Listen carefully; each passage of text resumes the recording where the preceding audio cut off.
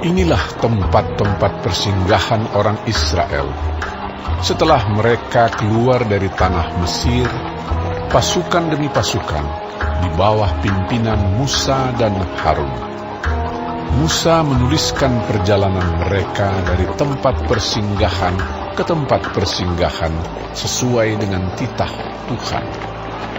Dan inilah tempat-tempat persinggahan mereka dalam perjalanan mereka.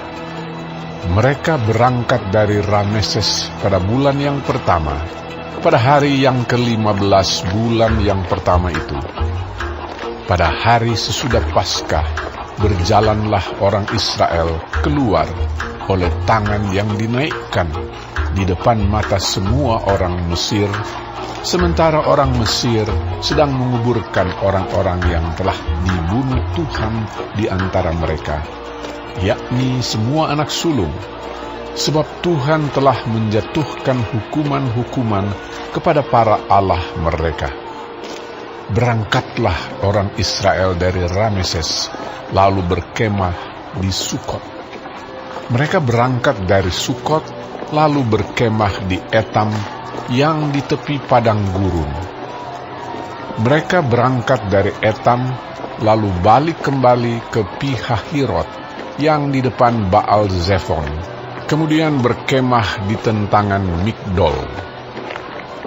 Mereka berangkat dari Pihahirot dan lewat dari tengah-tengah laut ke padang gurun, lalu mereka berjalan 3 hari perjalanan jauhnya di padang gurun Etam, kemudian mereka berkemah di Mara.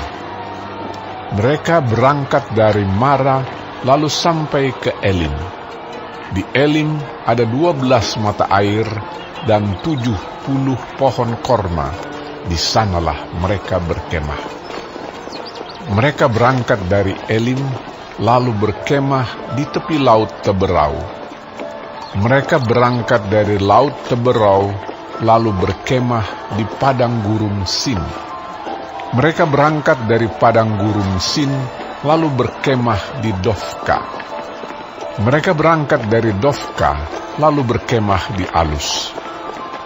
Mereka berangkat dari Alus, lalu berkemah di Rafidim, dan di sana tidak ada air minum untuk bangsa itu. Mereka berangkat dari Rafidim, lalu berkemah di padang gurun Sinai. Mereka berangkat dari padang gurun Sinai, lalu berkemah di Kibrot Ta'awa. Mereka berangkat dari Kibrot Ta'awa, lalu berkemah di Hazerot. Mereka berangkat dari Hazerot, lalu berkemah di Ritma. Mereka berangkat dari Ritma, lalu berkemah di Rimon Peros. Mereka berangkat dari Rimon Peros, lalu berkemah di Libna. Mereka berangkat dari Libna, lalu berkemah di Risa. Mereka berangkat dari Risa, lalu berkemah di Kehelata. Mereka berangkat dari Kehelata, lalu berkemah di Har Syafer. Mereka berangkat dari Har Syafer, lalu berkemah di Harada. Mereka berangkat dari Harada, lalu berkemah di Makhelot.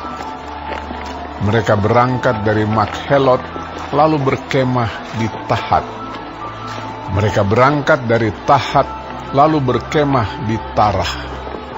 Mereka berangkat dari Tarah, lalu berkemah di Mikka. Mereka berangkat dari Mikka, lalu berkemah di Hasmona. Mereka berangkat dari Hasmona, lalu berkemah di Moserot. Mereka berangkat dari Moserot, lalu berkemah di Bene Yaakan. Mereka berangkat dari Bene Yaakan, lalu berkemah di Hor Gidgad.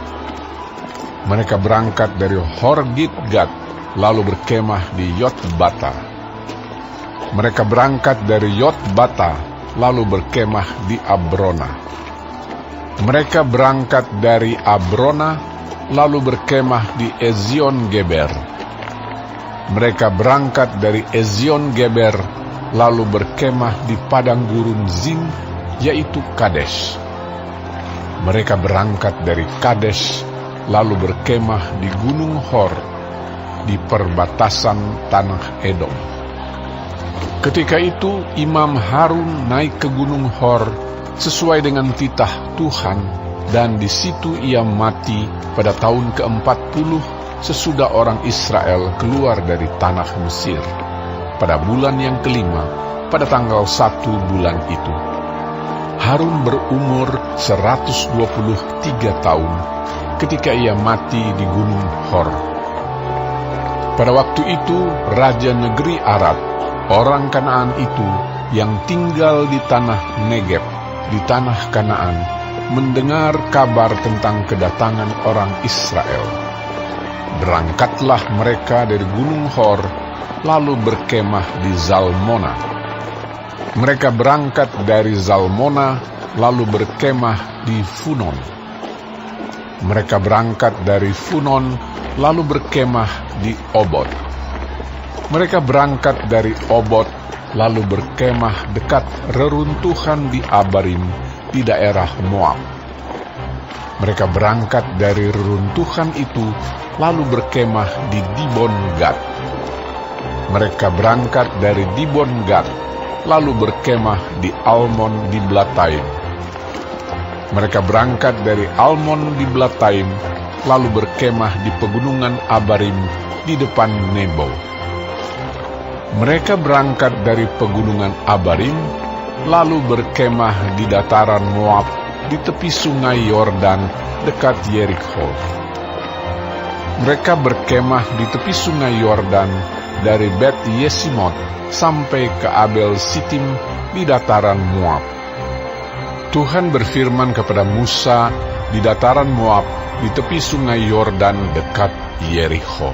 Berbicaralah kepada orang Israel, dan katakanlah kepada mereka, apabila kamu menyeberangi sungai Yordan ke tanah Kanaan, maka haruslah kamu menghalau semua penduduk negeri itu dari depanmu, dan membinasakan segala batu berukir kepunyaan mereka.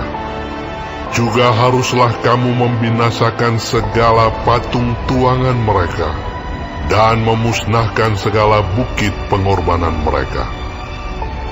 Haruslah kamu menduduki negeri itu dan diam di sana, sebab kepadamulah kuberikan negeri itu untuk diduduki. Maka haruslah kamu membagi negeri itu sebagai milik pusaka, dengan membuang undi menurut kaummu. Kepada yang besar jumlahnya, haruslah kamu memberikan milik pusaka yang besar, dan kepada yang kecil jumlahnya, haruslah kamu memberikan milik pusaka yang kecil, yang ditunjuk oleh undi bagi masing-masing. Itulah bagian undiannya. Menurut suku nenek moyangmu, haruslah kamu membagi milik pusaka itu.